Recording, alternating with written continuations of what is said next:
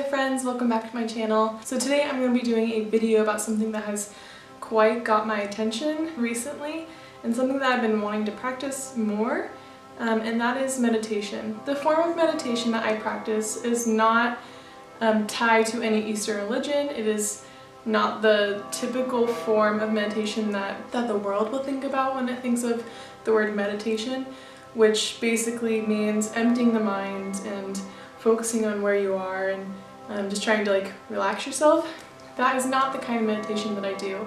I do a form of Christian meditation, which means that I am allowing myself to be filled and filling my mind with good things that I want to take with me throughout my day. So normally what I do is I will start the day at around 7 a.m. This is not every day, and I don't do this every day. I did do it for a week because a group of friends of mine were going through the book Celebration of Discipline, written by Richard Foster, and it is a book about spiritual disciplines. So the first one that we learned about was meditation. I have read this book before, but I was pretty young when I first read it, and we decided to read it as a group together, and my mind has just been blown through this reading experience, and it just really brought me back to the basis of what I believe as a Christian and things that I want to practice out. And this is one of the things that I've been learning and am trying to practice and bring into a daily routine of mine. So I just want to share what I'm learning with you in the hopes that if there are any people, Christian or non-Christian, who will gain knowledge and wisdom from this, or will be able to just have a really awesome experience of a different form of meditation.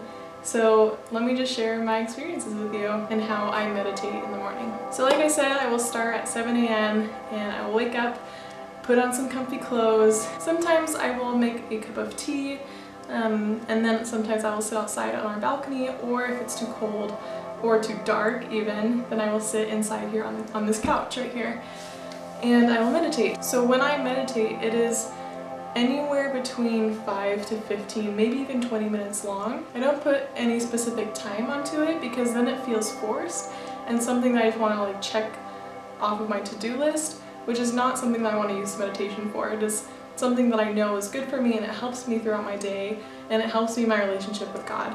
And so this is something that I want to do and not have to do it.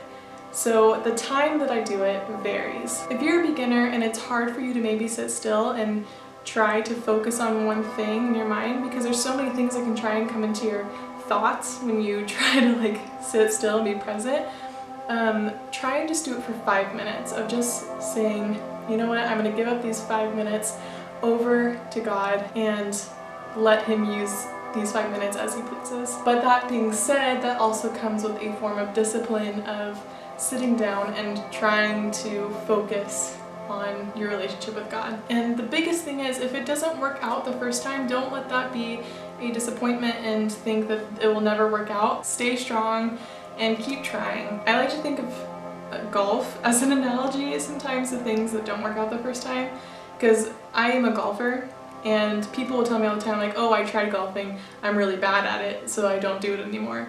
It's well, everyone sucks when they first try playing golf.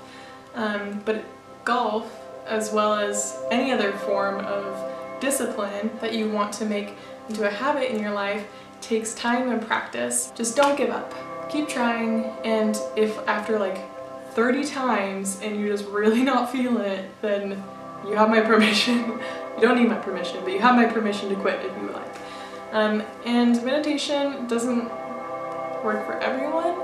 I just know that it works for me, and it helps me just prepare myself for the day ahead. So I will show you what I do right now. So you just want to start out by finding a comfy spot, or just any spot that is perfect for you. I chose our couch today. Sometimes I will sit outside on our balcony outside. And then I'm just going to reach for my phone and I'm going to open up the Bible app, and I will just choose a chapter, one chapter from the Bible, and I will play it audibly so I can listen to it. And I will listen to the whole chapter, and this just allows me to be able to concentrate on the words that are being spoken aloud, and today I was in John 9. So once the chapter is over, I will turn off the Bible app and I will place my palms down onto my lap. And this is a practice that I read out of the book, Celebration of Discipline, and it is a form of meditation where I give up the things that are in my brain, things that might be bothering me, worries, fears, stresses for that day, and it is a form of prayer of giving up so that I'm able to receive. After I have done the palms down, I will turn my palms up, and this is a form of receiving. And what I will do during this time is I will pick a word or a sentence or a phrase out of the chapter that I just listened to, and I will focus on that. For example, when Jesus says, "I'm the bread of life," I will listen to that, and that will be a prayer of mine, and I will just focus on that. Jesus is the bread of life. What does that mean? And that is just what I will meditate on. Once I am done meditating, I will just enter into a form of prayer and mindfulness and just thinking about the day ahead of me and just taking in that sentence or phrase into my day with me. And so I'm just filling myself, and then I will be on my way.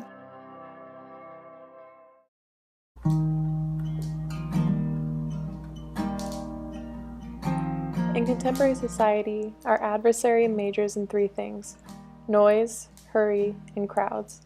If he can keep us engaged in muchness and manyness, he will rest satisfied. Psychiatrist Carl Jung once remarked, "Hurry is not of the devil, it is the devil." Christian meditation, very simply, is the ability to hear God's voice and obey His word. It is that simple. I wish I could make it more complicated for those who like things difficult. It involves no hidden mysteries, no secret mantras, no mental gymnastics, no esoteric flights into the cosmic consciousness.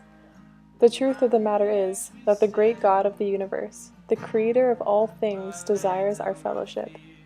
The detachment from the confusion all around us is in order to have a richer attachment to God. Christian meditation leads us to the inner wholeness necessary to give ourselves to God freely. The history of religion is the story of an almost desperate scramble to have a king, a mediator, a priest, a pastor, a go-between. In this way, we do not need to go to God ourselves. Such an approach saves us from the need to change, for to be in the presence of God is to change. That is why meditation is so threatening to us. It boldly calls us to enter into the living presence of God for ourselves. It tells us that God is speaking in the continuous present and wants to address us. Frederick W. Faber says, "Only to sit and think of God. Oh, what a joy it is.